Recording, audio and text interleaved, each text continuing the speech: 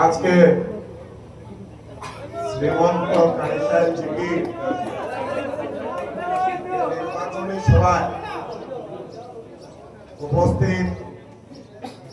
ফেডারেশনের চেয়ারম্যান নিজাম ভাই, ফেডারেশনের পুরো টিম, প্রার্থী সুব্রত ভট্টাচার্য মহাশয়, ভারতীয় জনতা পার্টির সব বরিষ্ঠ নেতা, সম্মুখে উপস্থিত এই এলাকার শ্রদ্ধার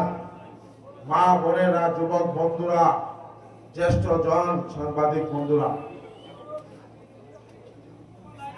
অনেক সময় ধরে আপনারা সবার ভাষণ শুনেছেন, অনেকে অনেক তথ্য তুলে ধরেছেন। আপনারা এই যে সমাজ, এই সমাজের